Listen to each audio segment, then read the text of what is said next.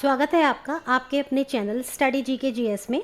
देखिए आज हम बात करने वाले हैं जो आपका 16 अप्रैल को जो आपका असिस्टेंट प्रोफेसर का एग्ज़ाम हुआ था, उसमें जो सेकंड शिफ्ट में पेपर हुआ था उसकी आज मैं वीडियो लेकर आई हूँ। हालांकि मैं जानती हूँ ये काफ़ी लेट रिस्पॉन्स है मेरा, but due to some personal health issues I was not able to upload my videos.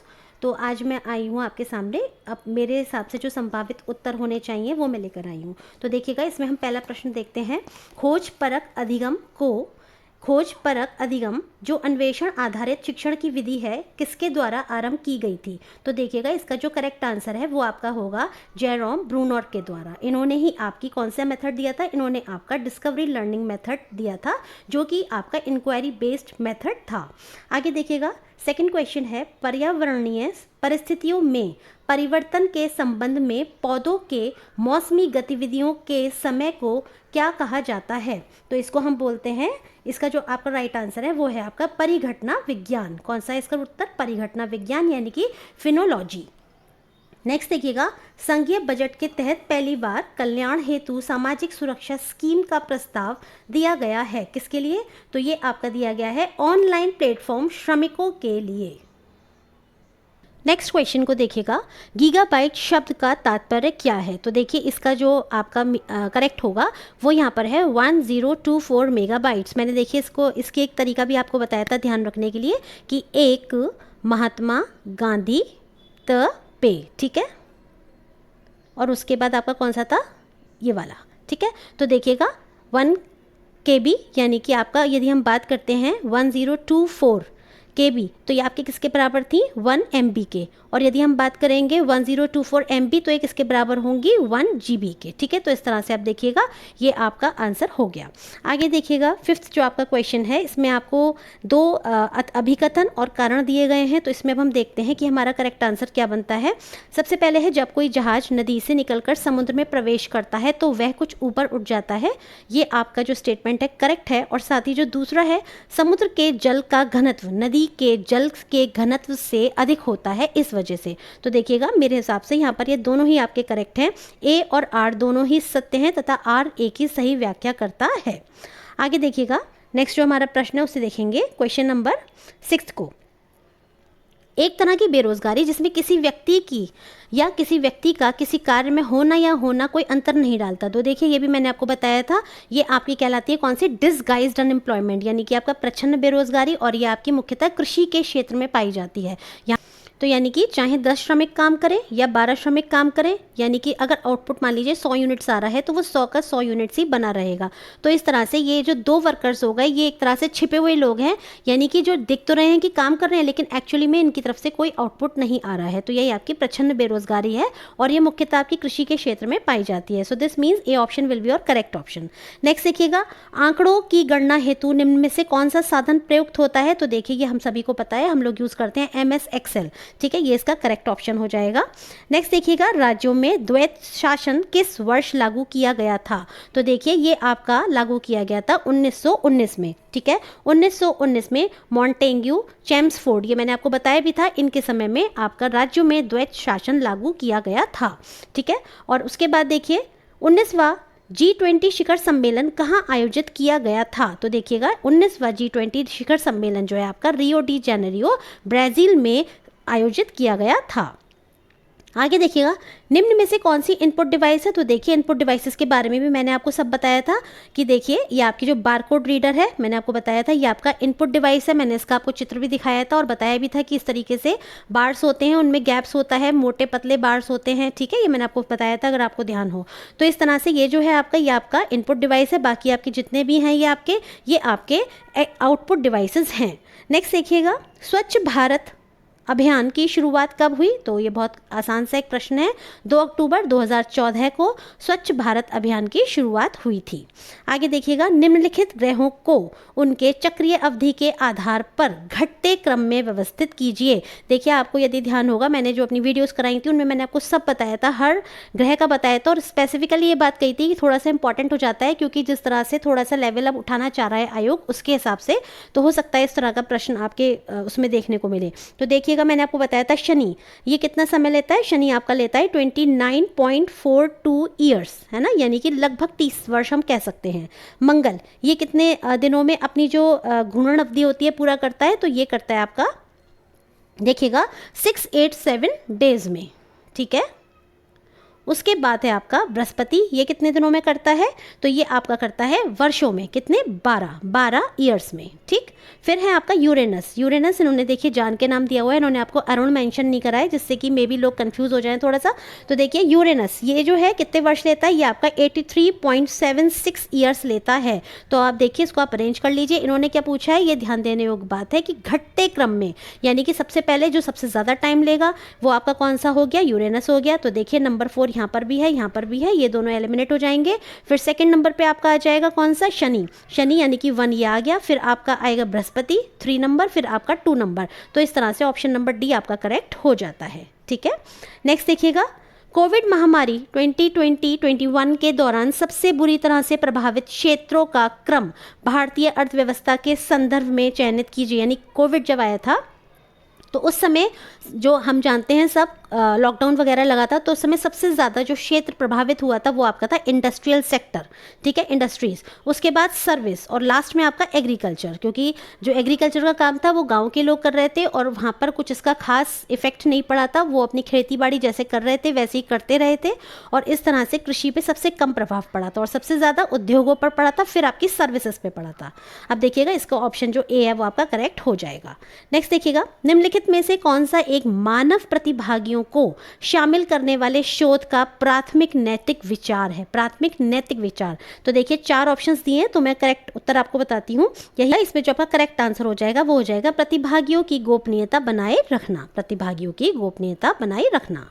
आगे देखिएगा क्वेश्चन नंबर 15, निम्नलिखित वायुमंडलीय गैसों को उनके आयतन प्रतिशत के घटते हुए क्रम में आपको व्यवस्थित करना है। तो देखिएगा हम सभी जानते हैं सबसे ज़्यादा जो आपका प्रतिशत है वो किसका है, नाइट्रोजन का है। ये कितना होता है आपको बताइए, ये आपका होता है 78%। फिर आपका ऑक्सीजन होता है लगभग 21%।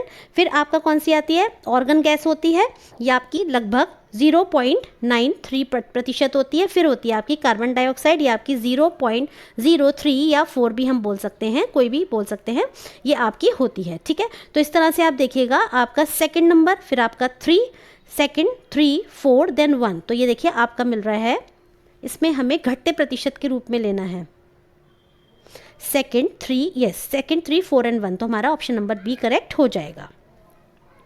आगे देखिएगा 2024 में भारतीय प्रतिभूति एवं विनिमय बोर्ड, ठीक है, विनिमय बोर्ड सेबी का अध्यक्ष किसे नियुक्त किया गया है। देखिए ये भी मैंने आपको बताया था, माधवीपुरी बुच, इनको 2024 तक ये थी, और अभी बल्कि 25 में भी हम बोल सकते हैं, 25 में 1 मार्च से जो नए आ गए हैं वो आपके कौन आ गए हैं, वो आपके जो पहले वित्त सचिव थे तुहिन कांत पांडे जी, अब उन्होंने जो है नया पदभार इस पर ग्रहण कर लिया है, सेबी के अध्यक्ष बन गए हैं कौन, तुहिन कांत पांडे, ठीक है। फिलहाल जो इसका आंसर है वो है आपका माधवीपुरी बुच।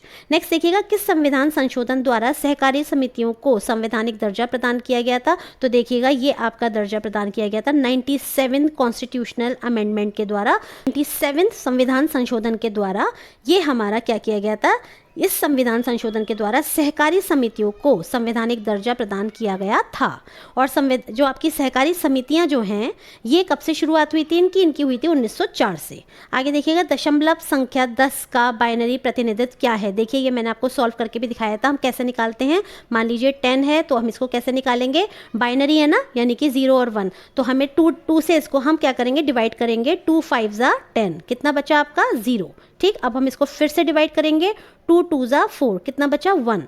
फिर हम इसको फिर से डिवाइड करेंगे तो देखिएगा 2 1 ज़ा 2 और कितना बचा 0। और मैंने आपको ये भी बताया था इसमें हम नीचे से ऊपर तक जाते हैं तो हमारा आंसर क्या निकल के आया, 1010। तो देखिए ये आपका करेक्ट आंसर हो जाता है।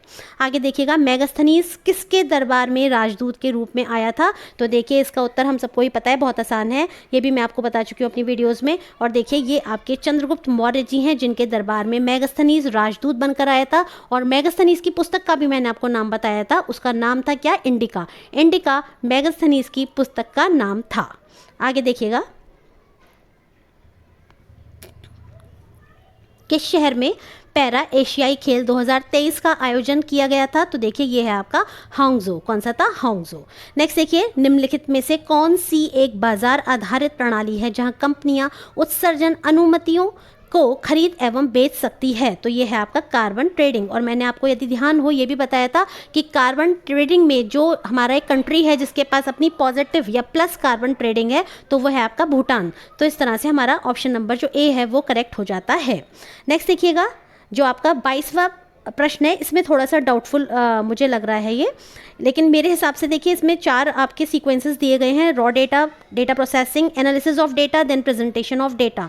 तो मुझे जो इसका करेक्ट आंसर लगता है, क्योंकि इसमें थोड़ा सा कन्फ्यूज़न है, एग्जैक्टली नहीं दिया गया है, तो फिर भी मुझे जो लग रहा है वो आपका होना चाहिए। देखिए सबसे पहले तो रॉ डेटा आएगा ही आएगा, ठीक है, और उसके बाद हमारा प्रेजेंटेशन ऑफ डेटा, देन आपका processing of data, and then lastly आपका एनालिसिस ऑफ डेटा। मुझे ये वाला आपका ज़्यादा करेक्ट लग रहा है।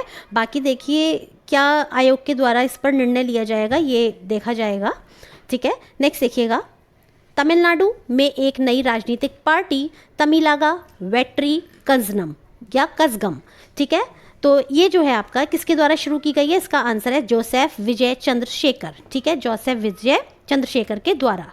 नेक्स्ट देखिएगा, भारत का पहला सौर मिशन, ये भी मैंने आपको बताया था, आदित्य L1 कब प्रक्षेपित किया गया था? वेरी इजी है इसका आंसर, ये है आपका सितंबर 2023 में आदित्य L1 प्रक्षेपित किया गया था। नेक्स्ट देखिएगा,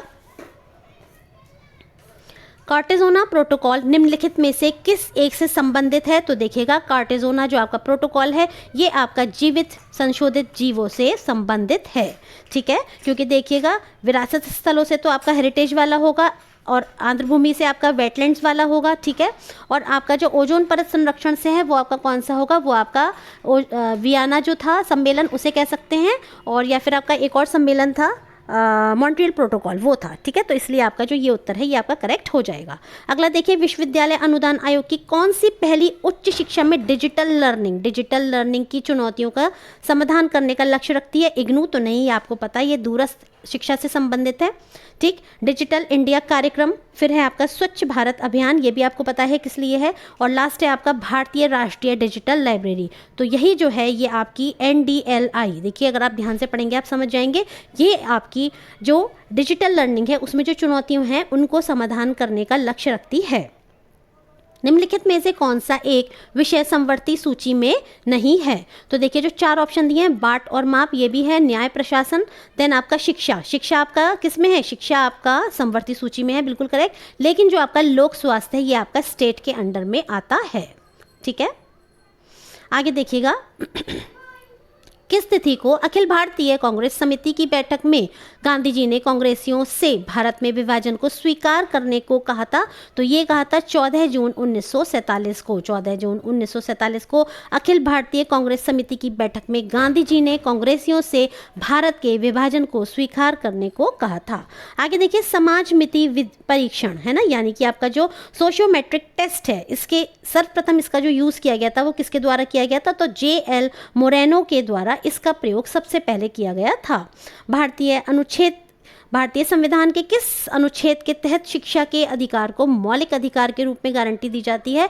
वेरी इजी, ये है आपका 21A और 32 किससे था?